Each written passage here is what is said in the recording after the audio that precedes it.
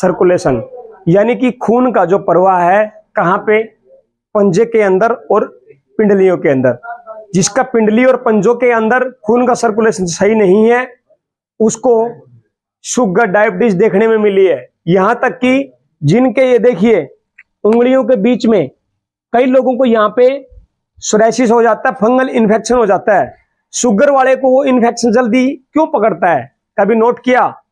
क्योंकि उसका खून का सर्कुलेशन, खून का प्रवाह जो है कम है।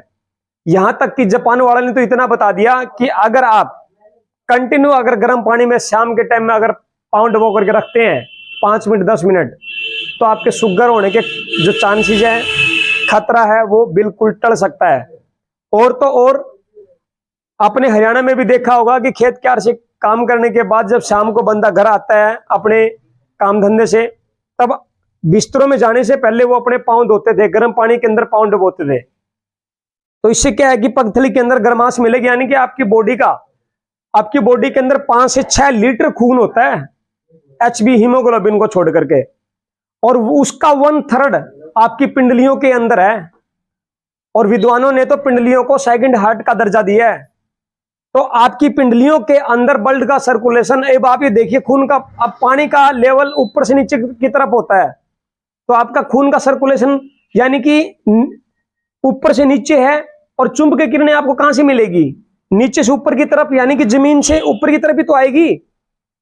अब ये क्या है कि बीच में जमीन और हमारे बीच में ये सोल है, कौन सा चमड़ेगा? आपको क्या लगता है कि ये चुंबकीय किरणें हमारे बॉडी तक आ पाएगी? बिल्कुल भी नहीं, क्योंकि आज हमारा जीवन एक डब्बा हो गया, एक माचिस की डिब्बी की तरह है। अब आप देखिए 10 घंटे 12 घंटे बंदा कहां गुजारता है? एक डब्बा नुमा एक ऑफिस के अंदर, और अपने वहां से निकलने के बाद गाड़ी पकड़ता है, गाड़ी भी क्या एक डिब्बा, जाकर के फिर घर के अंदर बैठ जाता है, घर भी क्या एक डिब्बा, ठीक है। बाथरूम में गया वो भी डिब्बा, बेडरूम में सोने के लिए वो भी एक डिब्बा, वहां से निकला गाड़ी पकड़ी फिर डिब्बे के अंदर आके बंद हो गया। यानी कि पूरा हफ्ता अगर हम देखें तो जीवन हमारा क्या हो गया है कि डब्बा नुमा। तो चुंबकीय किरणें, अब ये जो ऑफिस में काम करने वाले बंदे हैं, अब आप देखिए कितने के वो लोग जमीन पे टच हो पाते हैं, मतलब ही नहीं है। तो अगर आप ये कांस्य थाली का इस्तेमाल करते हैं, देखिए टॉक्सिन कितना ब्लैक ब्लैक निकल रहा है। इससे क्या होता है कि पैरों के अंदर गर्माश मिलती है, पैर पगथली गर्म होती है और खून का सर्कुलेशन बढ़ता है। यानी कि अगर जिसको शुगर है और वो कपड़े सिलने वाली मशीन के जो पैडल होते हैं, अगर वो बंदा 10-10 मिनट अगर उस पैडल को भी अगर मार लेता है या साइकिल घर में भी चला लेता है, तो भी शुगर बढ़ने के चांसेस बिल्कुल 0 हो जाते हैं, बढ़ेगी नहीं। दूसरा, आइए मैग्नेट में आपको दिखा दूं।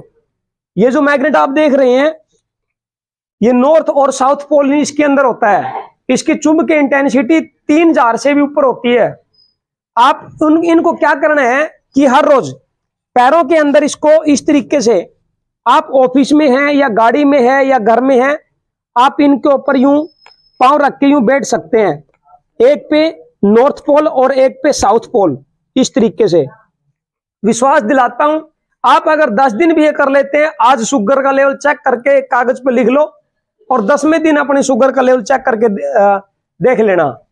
बहुत बेहतरीन मिरेकल रिजल्ट आपके अंदर देखने में मिलेंगे और आपका जीवन 360 डिग्री टर्निंग पॉइंट आपको मिलेगा। इतना ट्रांसफॉर्म हो जाएगा कि देखिए चुंबकीय किरणें क्या करती है, ब्लड सर्कुलेशन को बढ़ाती है।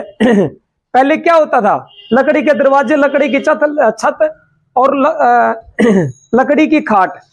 आज क्या है कि दरवाजे लोहे के, फर्श में भी लोहा, दीवारों में भी लोहा, छत में भी लोहा।